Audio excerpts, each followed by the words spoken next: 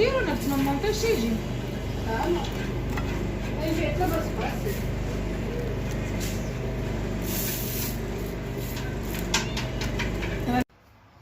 صباح الخير البنات، اخباركم؟ كلشي مزيان؟ مرحبا بكم في قناه شهيات مناسيك. اليوم ان شاء الله جيت نشارك معكم واحد الكميه كثيره ديال الفقاص. شحال 3 كيلو ديال الفقاص؟ شحال غديري ديال الفقاص؟ شي 7 كيلو تقريبا. 7 كيلو ديال الفقاص. غادي نحتاجوا ليها واحد 30 بيضه ان شاء الله. في صندوق الوصف غادي نخلي لكم المقادير ديال كيلو ولا 2 كيلو. هنايا درنا 4 ديال اللوز و30 بيضه.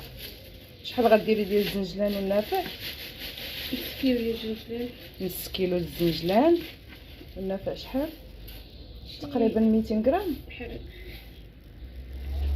نص كيلو ديال الزنجلان و200 غرام ديال النافع. هذا واحد الفقاص اللي كيجي هائل. خليكم معايا باش تشوفوا طريقه التحضير وكيجي ناجح. هذه نص كيلو ديال الزنجلان و200 غرام ديال النافع.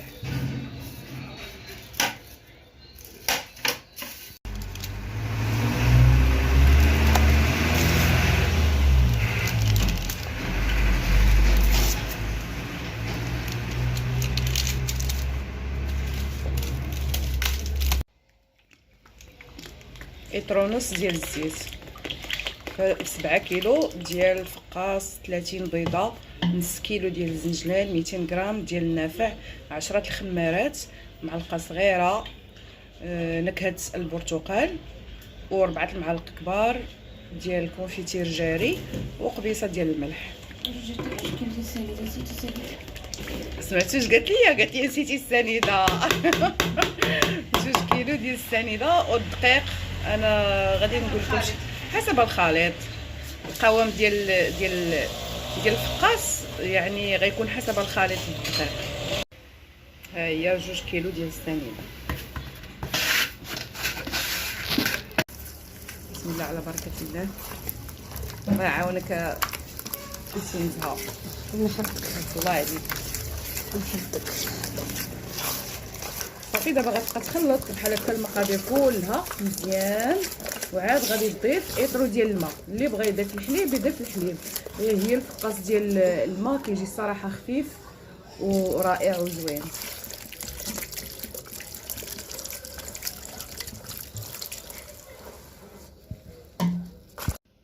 والدقيق من طبيعه الحال راه غير العادي البنات، ماشي دقيق سبيسيال، باش كيجي الفقاص زوين وكيشد فيه الطياب وكلشي. هانتوما ها الدقيق راه مغربل.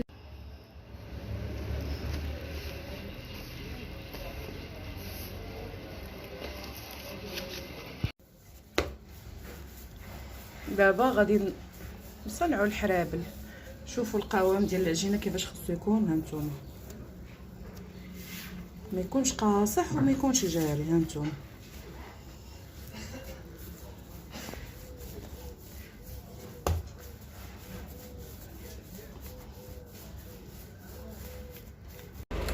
قال لي انا مسمين. هانتوما شوفوا التقطاع ديال الفقاص، ما كيتهرس ما والو، ما شاء الله.